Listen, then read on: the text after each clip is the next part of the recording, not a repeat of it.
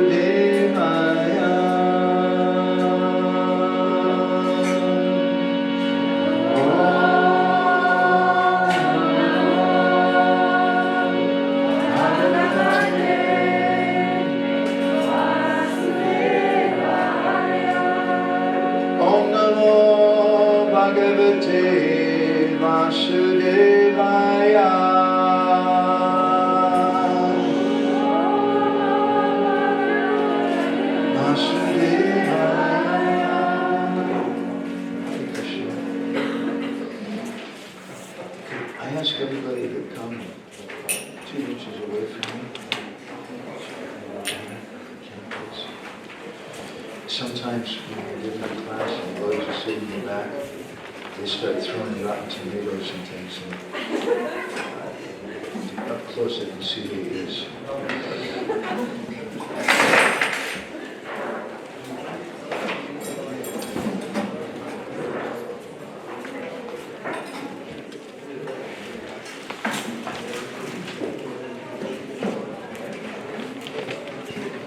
So I want to read a verse to you from the second chapter of the 11th canto.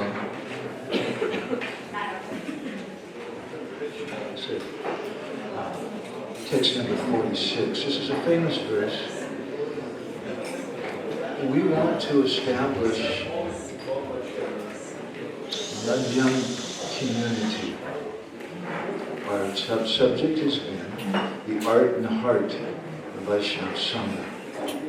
So we want to focus a little on this particular verse today. Ishvare tadadhineshu bhavat Paliseshu dvisatsucha. Prema maitri kripopeksha. Yakuroti samadhyamaha. Ishvare tadadineshu. Paliseshu dvisatsucha. Prema maitri kripopeksha. Yakuroti samadhyamaha. So nice just to hear Sanskrit shlokas. So, this verse, Yakuroti samadhyamaha, describes what is a madhyam bhakta. We want to establish community. I think many of you distribute books sometimes and speak to new people. You can imagine in your mind, if you meet some new person, you tell them, you should come to our temple. We have a football stadium that holds 100,000 people, and you should come. And the kind of reaction that you might get from that, football fans might like it. But, and on the other hand, if you tell people, please come and visit our community, come to my home, it's a very different feeling, isn't it? And that's Vrindavan. Football stadiums are for Dwarka, Vaikuntha. But homes are for Vrindavan. And a Madhyam Bhakta is someone who begins the process of discrimination.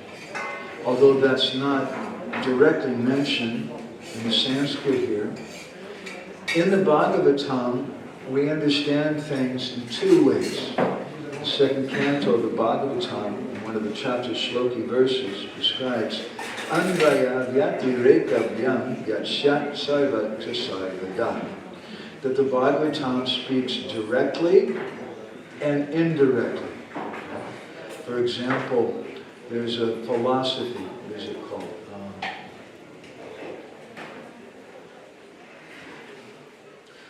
I think it's called Kukur Dahi Nyaya, the logic of the dog in the yoga class. So your guru tells you take a stick and you guard over this pot of yogurt so that no cats come and eat it. Yes, Gurudev. And so you're standing there very vigilant with the stick, watching out for cats. And a dog comes. Gurudev didn't say anything about dogs. So you just stand there while the dog eats all the yogurt. And your Gurudev gets very angry later. Why would you look? Gurudev, you told me to watch out for your cats. It was a dog that came. So he says, you idiot. Cat means any animal. It means any person that comes. So, Anvaya Vyati Rekabhyam Yatshat Sarvata Sarvada. The Bhagavatam speaks in two ways, both directly and indirectly. In this verse, indirectly is telling us that if you want to become a Madhyamadikari, you have to start discriminating. The Kanishta Adhikari, who we spoke about a few days, the neophyte devotee, one of their symptoms is they think everybody's good, and if you criticize someone, if you make distinctions, that's bad. Because the neophyte devotee tries to imitate the Uttam Adhikari, the most advanced devotee, who sees everybody equally, sees everybody as good, everybody in the whole world except one person, me. They see everyone else as good. And the Kanishta thinks that's really spiritual. And the manager, the Madhyam is kind of like a manager. He's dividing things and saying, you do this, and we don't relate to that. But that's just sentiment on their part. So we have to make 4 types of discriminations. Ishvare, Tadadineshu, Baliseshu, Dvisatsucha. these four characteristics. Ishvare means unto Krishna, unto the Lord. Ishvare, with the grammar. Ishvare tadadineshu. Tadadineshu means the devotees. Baliseshu. Baliseshu means innocent children. Bali means a child. Someone who's childlike, someone who's innocent. Baliseshu. And dvisatsu. Dvisatsu means an envious person. So we deal with them in four different ways. You don't deal with them all the same. If someone comes to you and says, you say, oh Prabhu, do you have any friends? And you say, everyone is my friend. Everyone in the whole world is my friend. That means he doesn't have any friends. Because if everyone is your friend, then really no one is your friend. It's a kind of sentiment. So Ishvare, we have prema. We should have love for the Lord. Maitri means friendship. We make friendship tadadineshu with devotees.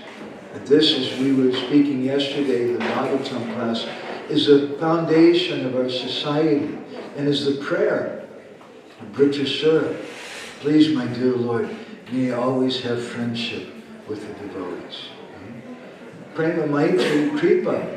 We show mercy to those persons who are Baliseshu, who are innocent. And Bhaktivinoda Thakur explains in Jaiva Dharma that according to the extent, the degree of their innocence, you meet someone on the street, and they're a nice person, they're a little interested.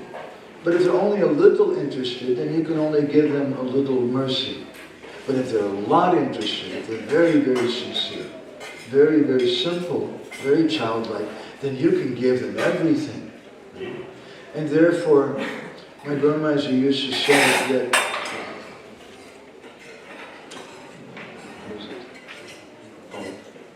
Sarlatahi Vaisnava, that the nature of a Vaishnava is a sarla. Sarlata, they're simple. Vaishnavas are simple because they're just fixed on Krishna. And we spoke a few days ago about the Brijbasis and how simple the Brijbasis are. And if someone just comes dressed like a devotee, some woman they've never met before, just comes and says, you know, my breasts hurt because my baby died and I have milk in my breast, and is there a baby I can feed? Well, yes. Mother Yashoda says, we have our Krishna. No background check. No checking that understanding that that woman is a vicious murderer. And she's killed thousands of innocent babies by poisoning them. Mother Yashoda is so simple. She's just absorbed in thinking of Krishna. So when someone's very simple, we can give them a lot of mercy. And upeksha, and this is what I want to speak more about today. Upeksha means neglect. And it's a very, very, very important. If someone wants to advance in spiritual life, we have to make these four divisions. Prema, Maitri, Kripa, Upeksha. We have to show love to the Lord. We have to make friends of the devotees. We have to show mercy to the innocent. And we have to neglect those persons who are envious. Let's analyze that a little bit. Srila Prabhupada, in his purport to Chaitanya Charitamrita, you could maybe look this up, Madhya Lila, first chapter, text 218. It's Madhya 1, 218. Srila Prabhupada there speaks about envy. Before we go to that, I just want to look back for a moment. And as soon as Prabhuji has it on the board, you can tell me. Hare Krishna, where are we going? Thank you. To our last session where we were singing a song from Narottam Das Thakur, Karmi Gyani Nicha Bhakta Nahavi Tate Anurakta. Anurakta means don't be attached. Don't be attached to the karmis, to the gyanis, to the false devotees. That means upeksha. Upeksha means neglect. It means they're not riding in the vehicle of my mind all the time. Okay? So in his purport, Srila Prabhupada says, one who is envious of the success of a Vaishnava is certainly not a Vaishnava himself, but is an ordinary, mundane man. 218? Module 1, 218? 200. 218.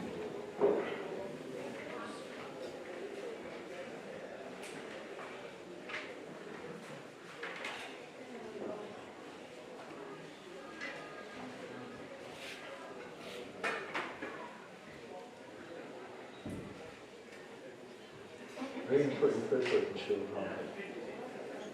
Just a purport. Keep going down. Okay, stop. Let's see.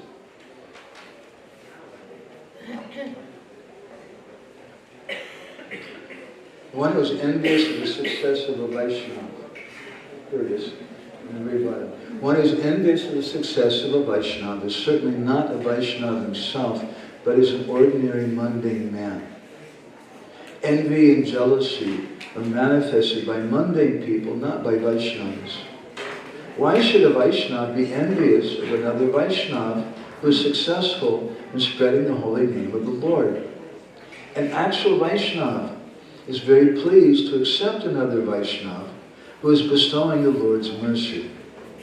A mundane person in the dress of a Vaishnava should not be respected but rejected. This is enjoined in the Shastra, upeksha, this word we're focusing on.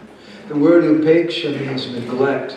One should neglect an envious person. A preacher's duty is to love the Supreme Personality of Godhead, make friendships with Vaishnavas, show mercy to the innocent, and reject or neglect those who are envious or jealous. There are many jealous people in the dress of Vaishnavas in this Krishna consciousness movement. And they should be completely neglected. There is no need to serve a jealous person who's in the dress of a Vaishnava. So it's an important principle. We preach to outside people who are not devotees, and some of them join, and some of them are us. And we're not all perfect. We have faults. When we say neglect, neglect doesn't mean chastising. When you see a child doing something bad, it's not that every single thing the child does, hey, what are you doing? Why are you doing that? Nonsense. And you chastise him and punish him. The poor child will be traumatized. When a child comes to the temple and they have a good experience, especially if they're engaged, would you like to sing? Would you like to lead the bhajan? Would you like to help clean up? Would you like to do something? They feel useful. When they feel wanted, then it's an experience they want to come back to again. But when they come to the temple and there's all these people saying, hey, go stand, you tell the little boy, go stand with the girls, the women. Don't bother us. You're in the way. We're dancing here. We're important devotees. You're not important. That, in effect, is what we're telling them. Then they don't want to be part of that. So we want to encourage children. But if we see a child doing something bad, a good parent, a learned teacher, knows you don't just start screaming at them or beat them or something. Rather, you encourage them. You may say something, but mostly you have to neglect a lot of the nonsense things they do. They're running around and screaming. And this is there in India. Right? A lot of times I find devotees in the West, when they go to India, they're a little shocked to see how most Indians raise their children, because in Indian culture, they don't chastise the child practically at all until the child's like, 7 or 8 years old or something. And one of my godbrothers once, I was interviewing with my Guru Maharaj, and tape recording. And his little boy came in, he was about 5 years old, and he wanted to grab my tape recorder. So I'm moving him out of his way. And he's reaching for it, and I moved it out of the way. Finally he got angry, he stood up, and as hard as he could, he punched me in the face. Right in front of my Guru Maharaj. And you don't do anything to a child like that. It's a child. They don't understand. You just love them and you tolerate that. That's upeksha. Although that child was behaving in a nonsense way, parents may say something, but they don't punish the child like that. Rather, we neglect that. When we see someone make a mistake, when we see a child stumble and fall down, you don't laugh at them and make fun of them. You just look the other way. You just neglect that fault on their part. So when we find envy in someone else, it's a natural thing because we're here in the material world. When someone wants attention, that's a kind of envy. And sometimes ladies dress in a way. They would like attention. And it's a kind of envy in Vedic culture. I remember we gave a Bhagavatam class in east of Kailash, in the Delhi temple. And I was speaking about how all ladies should be respected as mother, even your wife. When you look for a wife, ideally a high-class person is looking for someone who's going to be a good mother for your children. So there's respect as a mother because you respect mothers. Even the worst criminal in prison, you don't say something bad about his mother. Mothers are sacred. Actually, the very word mata in the Jewish language means sacred. Mothers are very, very sacred. So I was saying you should see all ladies like mother and respect them. Afterwards, one of the brahmacharis came to see me. He said, Prabhuji, some of the ladies who come to the temple, they don't dress like my mother. And he was a little disturbed. So I told him, I asked him, well, what do you do? He said, I distribute books in Konark Place. And I said, okay, so just imagine one day you're distributing books at Konark Place, and your mother shows up. And your mother is wearing a string bikini. What will you do? The poor Indian brahmachari kind of like something short-circuited in his brain. He didn't know, he couldn't even imagine. I said, I know what I would do. I wouldn't look at her.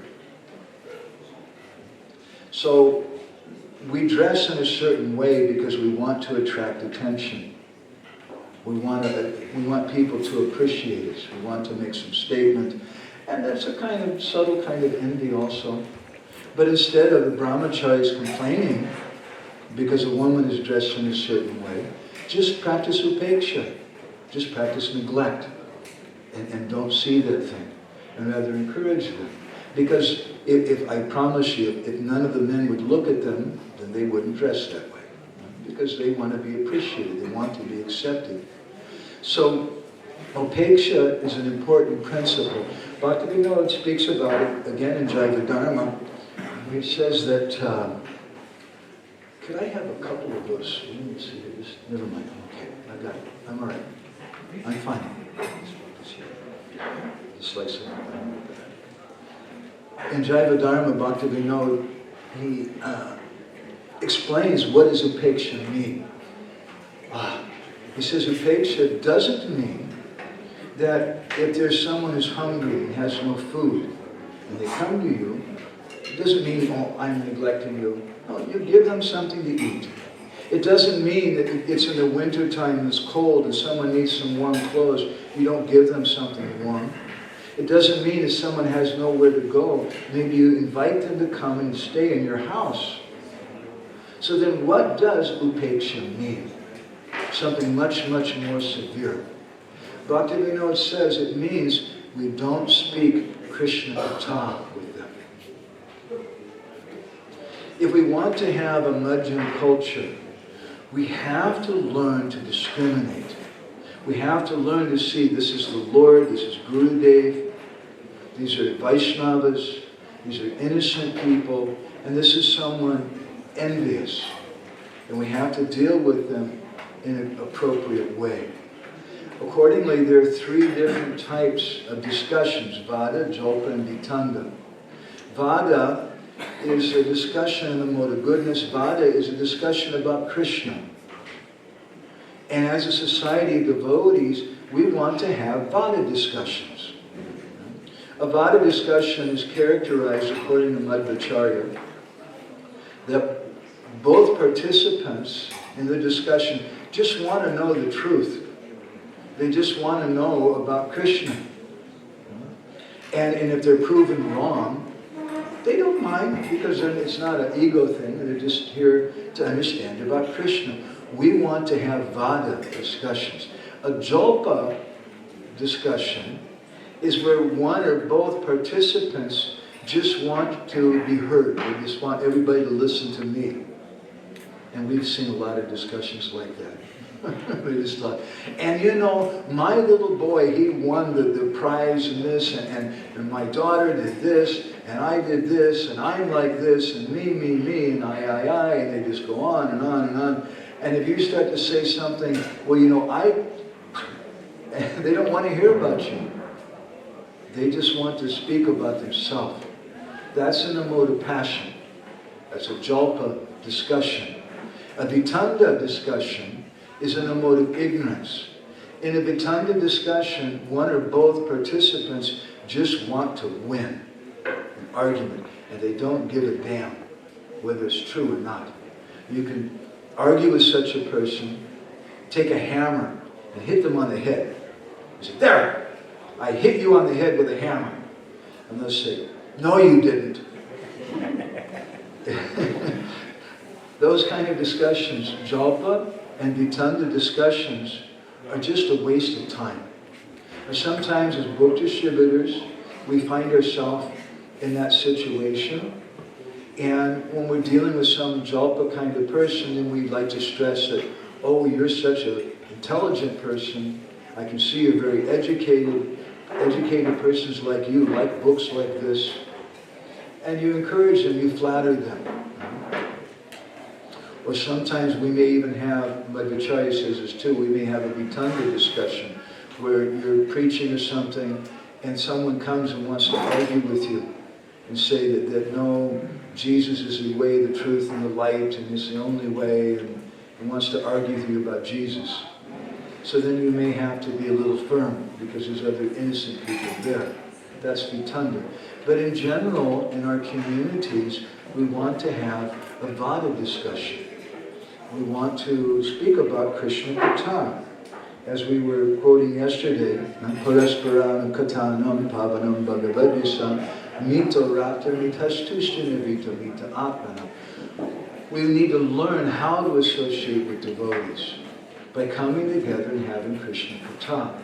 Now, on the other side, in the greatest bestselling book in the history of the universe, which is Bhagavad Gita. When Krishna finished speaking Bhagavad Gita, he gave his confidential instruction, more confidential, most confidential. Mamana Bhava Madbhakta Sarvadharman Parityaya. Then Krishna told Arjuna, Idam te narapaskaya, nabhaktaya kadachana, nachasha shushabe vacham, nachamam yo ansuyave. After he finishes speaking this greatest literature in the universe, he says, don't speak this to certain people. Don't share this with someone. Idam te narapaskaya, who doesn't have any tapasya, who's not austere.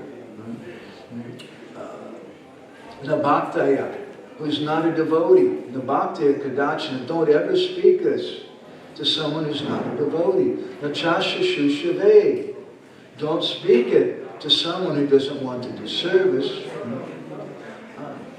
Nachamam yo visuyati, and someone who's anasuyati, who's envious, an envious person, don't speak that to them. So we have to learn the art of discrimination. We have to learn the art of living alone in a crowd. This is Krishna consciousness.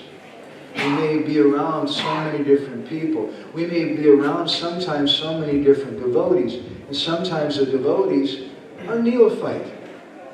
But we tolerate that. Just like we tolerate children.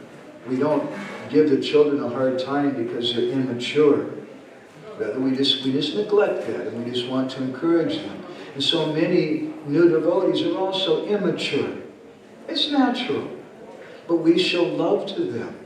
And we show that love by just tolerating and neglecting, practicing upeksha. When we see that. And when we see someone who's an envious person, Prabhupada says in his purport, there are many envious persons in the dress of Vaishnavas in this Krishna consciousness movement. And one must neglect them. We must neglect them. If you focus on that kind of person, then you'll simply go mad. And this is discussed in many different shastras. We, in our Krishna Katamrita magazine, Bindu magazine, we printed an article some years ago in issue 92. Someone wants to look it up, you can download it online.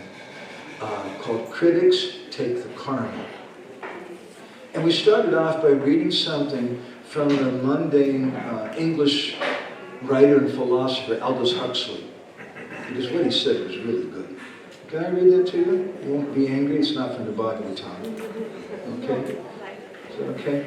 He says, the effects that follow the constant and intense concentration upon evil are always disastrous. Those who crusade not for God and themselves, but against the demons and others, never succeed in making the world better. No man can concentrate his attention on evil or even the idea of evil and remain unaffected. To be more against the demon than for godliness is exceedingly dangerous. Every crusader is apt to go mad. He's haunted by the wickedness that he attributes to his enemies. It becomes sort of a part of him. It becomes sort of a part of him. What he's saying is spoken in many different places in the Mahabharata, in the Brihanaradiya Purana. Just to give you one example, in the first canto, chapter 14 of the Brihanaradiya Purana, it said, Papinam papagananam yakaroti naradamaha astitve tuyapastaste mityakve vigunan nripa. It speaks about someone who's papagananam. Gananam means to count. Papagananam means someone who's running around with a pad of paper. Mataji, no tilak today. Also no bindi either, very bad. No bracelets. Have you ever told that in India? Indian ladies always wear bracelets. You should wear bracelets. You should wear, and they'll just make a list of all the different faults. Beard over here, not good. Not wearing a sari. Punjabis don't count. Okay? So that's papagananam. Nobody really likes a papagananam person. Papinam papagananam yakaroti naradamam. That person, the papagananam, who's literally going around and just counting everybody else's mistakes and faults. That person is naradama. He's the lowest, he or she is the lowest of everyone. Astitve tulya papaste. Tulya means equal. Or astitve tulya papaste means that if the fault that you speak about them is true, that she really doesn't like to wear tilak. She's against tilak. I wrote her on Facebook, I saw her. She's not wearing tilak. Obviously, she's anti-tilak. I have proof, because we took a photo. Right? So, if I say that, and it's true that she really is against tilak, that's not bad. Why would you be against tilak? If she's really against tilak, then whatever reaction, terrible hell, waits for her because she's against tilak, then I'm going to share in that equally. Because I'm not here to find faults. It's not my business. It's not my position. Now, if it's not true, mityatve, if I'm telling a lie, she has some skin disease or something, some problem, or she just forgot to put on tilak, or she's not into it yet. Bhaktivinoda Thakur wouldn't wear tilak for a long time in Jagannath Puri, or Kunti Mama. And one Vaishnava was challenging him, why? You're a Vaishnava, why don't you? He said, I'm not initiated yet, so I'm not doing it like that. So there may be some reason. So, but you criticized him and said, obviously she's against tilak. It's a false accusation. If what I'm saying is false, then mityate dviguna. Dviguna means you get twice the result. She doesn't get a result, a bad result, because she's innocent. But I get twice the result. And in Mahabharata, I don't remember the sloka, but in the Mahabharata there's a few verses which comment how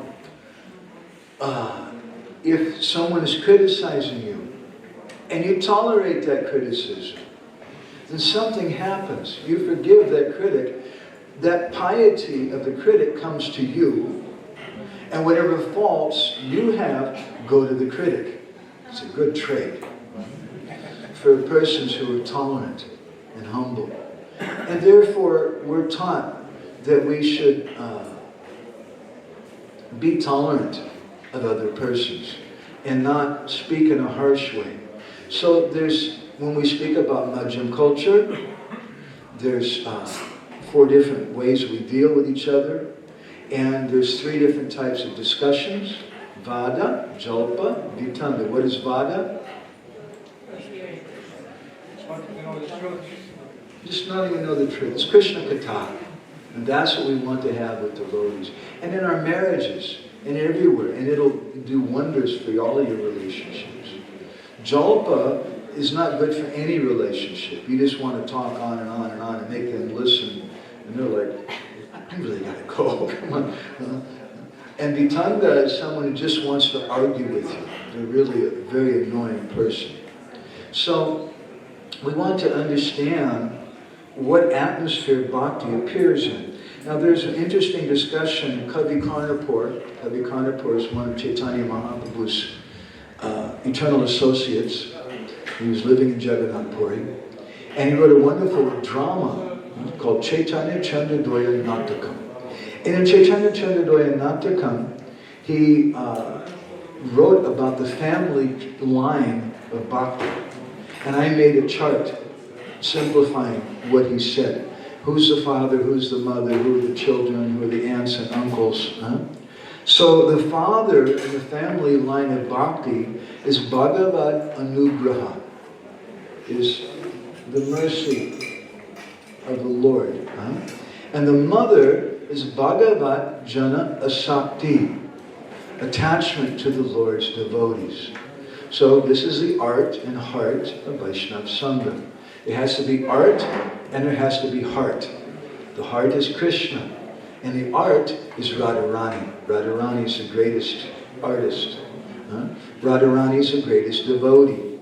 We should have attachment to the devotees, and by attachment to those devotees, we'll become attached to the Lord. So this father and mother, Bhagavad Anugraha and Bhagavad Jana Asakti, they have some children. They have 2 children. They have a son and a daughter. The son is Vivek, discrimination. This is what we've been speaking about. It's very, very necessary for Madhyam culture. We have to learn to discriminate. And there's a daughter, and their daughter is Bhakti. Bhakti is the daughter of the mercy of the Lord and attachment to the Lord's devotees.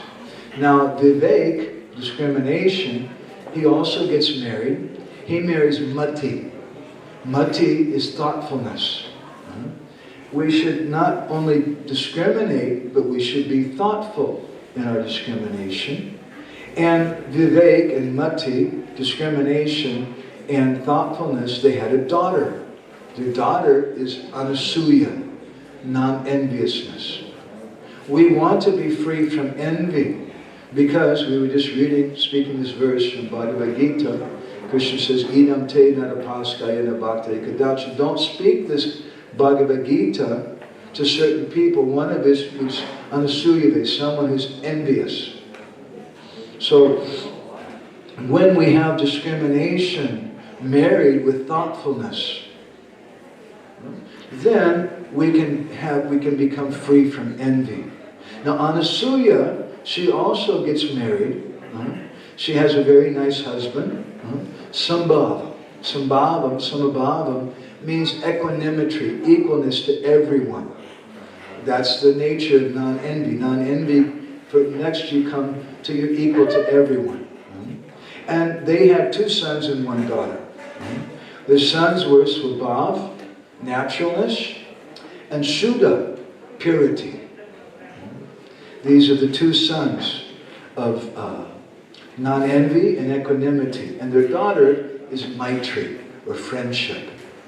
So these qualities are required if we want to cultivate friendship, real friendship in devotee community. We have to have discrimination, vivek. We have to have mati, thoughtfulness. And then will arise anasuya, non-enviousness.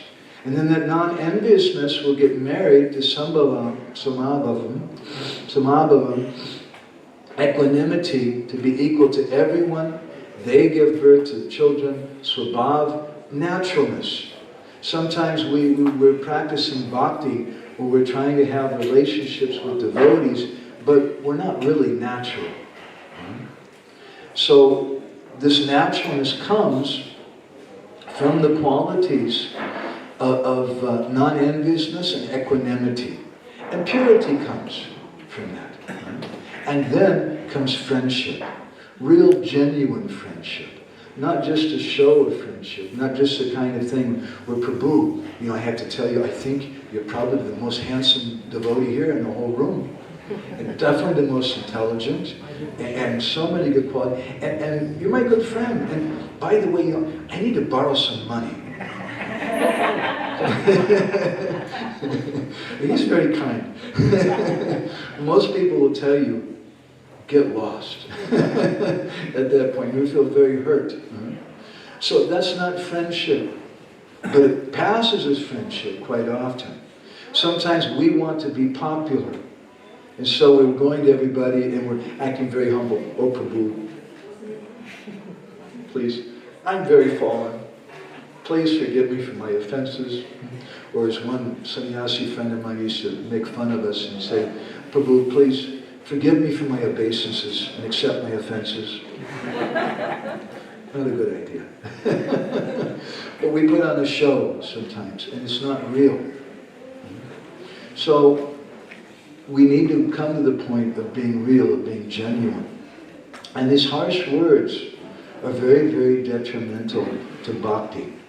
So, Srila Vishwanath Chakravarti Thakur, in his Sartha Darshani commentary on Srimad Bhagavatam, in the end of the 10th canto, he comments, Madhyena Samarpayet. He says that we should finish with something sweet. So I thought we've been speaking about all these harsh things, about harsh words, and so many different things. I'd like to speak something a little sweeter. So just our last discussion, I'd like you to come with me just for a few minutes to a wonderful land called Vrindavan. And just leave behind all your anxieties and problems. Don't worry, they'll still be there when you come back. One day in Jagat, Srimati Radharani was sitting by herself and she was crying. And she began to speak to herself. Yugaitam nimishena chakshusha pravishahitam shunyaitam jagat sarvam Govinda vidahena me. Hey Govinda. She was speaking, oh Krishna, feeling separation from you, I'm considering a moment to be like a yuga. And Radharani is thinking to herself, I'm not really chaste. I don't really have genuine love for Krishna because if I really had real love, if I was really chaste, then I would die in separation from Krishna. I wouldn't continue to live. But I'm not really chaste. Chaitanya Mahaprabhu, he told Sanatana Goswami on one occasion in Jagannath Puri, Premi bhakta viyoge chahideha charite, Premi Krishna mile seha na pare marite. Hare Krishna, Hare Krishna, Krishna Krishna, Hare Hare, Hare Rama, Hare Rama. He says that prema bhakti viyoge, feeling separation, sometimes an exalted devotee, chahe deha charite, an exalted devotee feeling separation sometimes wants to give up their body out of ecstatic love. So Krishna could hear Radharani crying. And Krishna was thinking, I need to do something about this. Radharani's crying, I'm not chaste. If I was really chaste, there would be no separation between Krishna and I.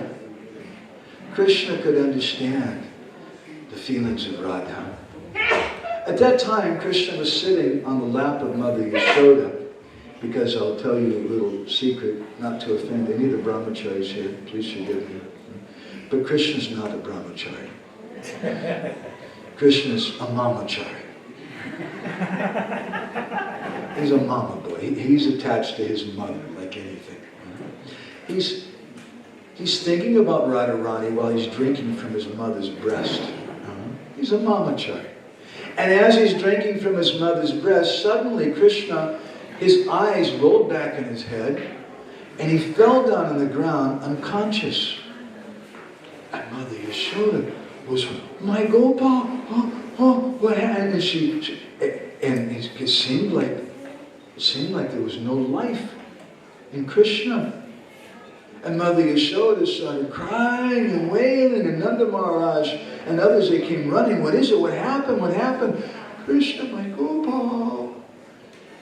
And they're trying to revive Krishna, but they couldn't revive him. Then Nanda Maharaj said, it's okay, I'll go find a doctor. So he ran out to find a doctor. And it just so happened, just at that time, an old man, very respectable looking, grave old man with a big turban and stick, happened. He said, oh, you're looking for a doctor? I'm a doctor.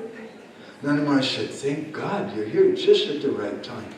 Now this doctor was actually Krishna in disguise. Krishna had expanded himself in the form of that doctor. And so he brought the doctor to Krishna, and the doctor is testing pulse and things. And the doctor said, it's very serious. I don't know if he can be revived. And Nanda Maharaj says, isn't there something we can do? The doctor said, there's one thing, but it's very difficult. I don't think it's possible. There's only one solution, one remedy that I know of, that I've heard of, that can revive your Gopal. What is it? What is it? He said, well, we need one woman who's truly chaste. One truly chaste woman. And he said, hey, this is Vrindavan. There's so many chaste women, no problem. I said, that's not all. You have to take a clay pot. The pot has to have 1,000 holes in it. And that woman has to fill it up with water from the Jamuna. And if she's really chaste, none of the water will come out. She should carry that pot on her head, and that water will be the medicine for your Gopal. So the Brijbasis, they said, we know two very chaste ladies. Who is that? These two ladies that live in Javat. Their names are Jattila and Kutila. And they're always going around everywhere in Braj, criticizing all the ladies. Ha! You're not chaste, no tilak. You're not chaste, no bangles. Criticizing all the ladies like anything. That's their business, criticizing everyone. And surely they must be chaste, because they criticize everybody else for being unchaste. Yes, yes. So they should do. Actually, before this, Mother Yashoda volunteered. She said, I'll do it. They said, no, it doesn't work with the mother. It has to be some other lady. So they went to Kutila and Jatila. The mother-in-law and sister-in-law, Srimati Radharani. And they said, yes, it's very good you came to us, because we are the Department of Chastity in Braj. There is no ladies as chaste as we are. No problem, we can do this thing. And Kutila, the daughter of Jatila, said, Mother, why should you trouble yourself? I'll go myself. I'm very chaste, and I'll do this thing. And so she took the pot with 1,000 holes, and everybody followed her down to the Jamuna. And she said, just watch, see how chaste I am? And she filled up the pot with water and put it on her head, and all the water came out. And Kutila was standing there, and everybody started laughing and laughing. You're criticizing everybody else all the time for being unchaste, but look at you now. And Jatila was very angry. You're a disgrace to our family. How can I show my face and have such a daughter as you? Anyway, let me do this, and I'll show you who's really a chaste lady. And Jatila, she went down. Very proudly, she picked up that pot, filled it up with water, and put it on her head. And all the water came out. And everyone started laughing. And Jatila became angry. What kind of thing is this? Who can carry a pot of water with 1,000 holes? It's impossible. Nonsense. So everybody was feeling very sad. And they said, Nanda Maharaj said, is there no one chaste? Is there no chaste lady? And then that old man was actually Krishna. He drew some lines in the sand, in the ground. He did some astrological calculation. He said, according to my calculation, there is one chaste lady in Braj. Who is that? Her name is Radharani. And when Jatila and Kutila heard that, her, she's the worst.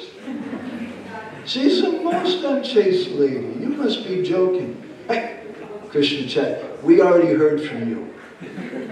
You already tried. You already made a fool out of yourself. Go away. Shut up. And so then Mother Yashoda went to Srimati Radharani.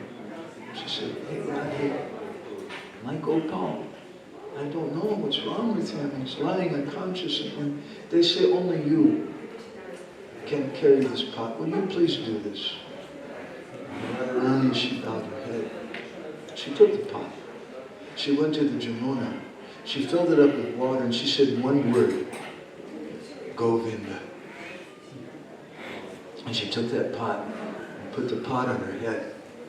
Not one drop of water came out.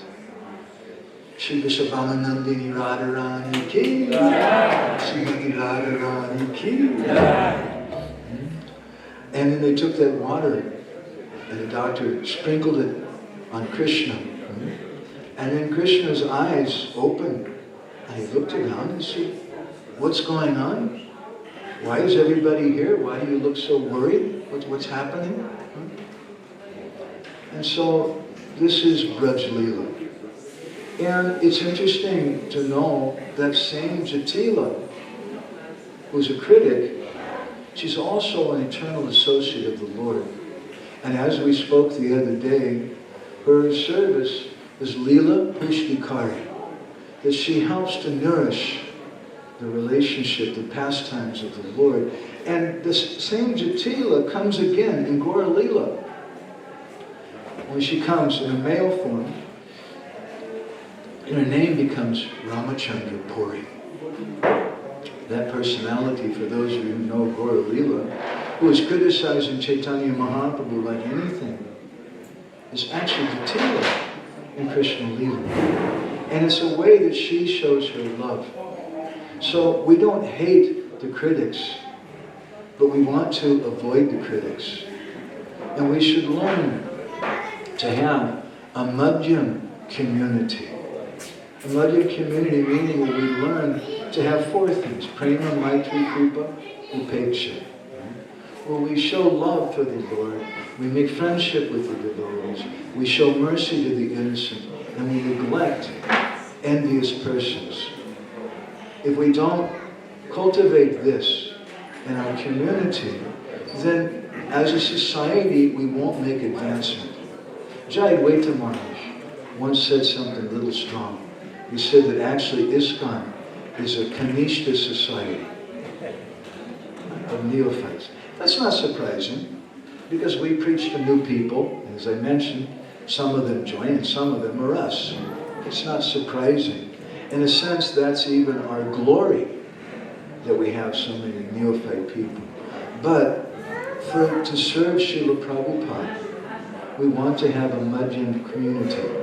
If we remain a Kanishta community, when people come and they see there's envy amongst the devotees and criticism and harsh words, Krishna won't be present. The Bhagavad Gita won't be present. The heart of the Vaisnava sanga won't be there. And people won't be attracted. So if we want to preach, we have to have a Madhyam community. If we want to make personal advancement, we have to come to the point of being a Madhyam. We have to practice vivek, discrimination. There's four different types of ways. So I want to stop there. Krishna Chaitanya Maharaj is here. He's waiting for something real. We have time for, maybe those devotees have one or two comments or questions. Would you like some? Usually I'd like to have a little kirtan, but we just had 2 minutes. Mataji? I love your shirt, by the way. It's really cool. She's a spiritual freelancer. I want to ask you about your yesterday. Lecture. You said that we should not be attached to our relatives. Should not be attached to? Our relatives, husbands. Our relatives.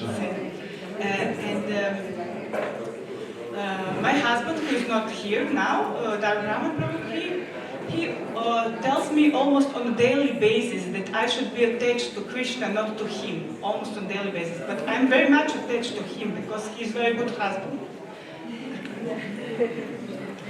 I'll give you an example. In the Brihad Bhagavatamrita, there's a conversation between two of the greatest renunciates in the universe, which is Lord Shiva and Hanuman. And Lord Shiva tells Hanuman, he said, don't get puffed up and think that because we're brahmacharis, you and I, we're celibates, that we're better than the Pandavas. The Pandavas are better devotees. And Hanuman, maybe he's kind of scratching his head, and that guy is a grihasta, he's really attached to his wife. And Lord Shiva says, it's true. Yudhishthira is really, really attached to his wife Draupadi, and he's really attached to his brothers. But there's only one reason why he's attached to them. Because they love Krishna. And his attachment is a manifestation of his love for Krishna. So if we love other devotees, you love your husband because he's a devotee. You love your husband because you're doing kirtan together and service together. Then what you're loving is Krishna. And once we were mentioning in Odessa when Brahmachari friend was arguing with me about this thing about love. And he said, yes, but Prabhu, but if you love devotees, then when they leave their body, you'll cry. And I said, yes, that's right. But your crying will actually be crying for Krishna. If your relationship with the devotees is a relationship of kirtan and service, then that's what you'll be missing. Not just their physical body. So it's not that we're against love. We're pro-love. We're all about love. But we're about real love. We're not about false love. And so we should be examples. When people come and they see that every couple of years all the devotees of your husbands get divorced and you kind of rotate, there's a dial, like seat plan shift, and they shift partners, they remarry someone else. And people are going, what kind of community is this? They talk about love, but there's no real love. We should have love. There should be love between the husband and wife, between the parents and the children, between brahmacharis and brahmacharis. There must be love. But that love is based on Krishna. Hari lila satochara, kareshi satatam tvaya, karya pritistava hare yata bhakta nanashiti. We quoted this verse yesterday from Sattva Tantra, that we should learn to love devotees. But we love devotees by having Krishna Katha, by having festivals like this. Our love for the devotees will grow when we serve each other and make pizza for all the devotees. And you get so much mercy, the devotees love you for that. You'll always remember doing that service together. That's love. I remember serving out prasadam on Prabhupada's appearance day after Janmashtami in Golokatana with my friend Madhav in Kirtaniya. And we were serving out prasadam. We were trying to get everybody, we wouldn't give them prasadam unless they chant the name of Krishna. And it was just so ecstatic. I'll always remember that, serving that way with him. We should have loving relationships with the devotees. Is that okay? So thank you very much. I don't want to go any further because Maharaj is here. But I want to thank everybody very much for being so patient and listening to me.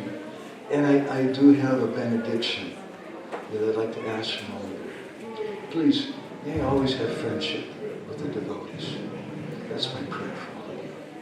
Srila Prabhupada ki, Srila Veera Bhaktavinda ki, Gaur Premanande, Panchakalpadarubhischa, Kripasindhadeva Champatitanam Pavanebhyo, Vaishnavebhyo Namo Namo, Ananda Koti Vaishnavanda ki.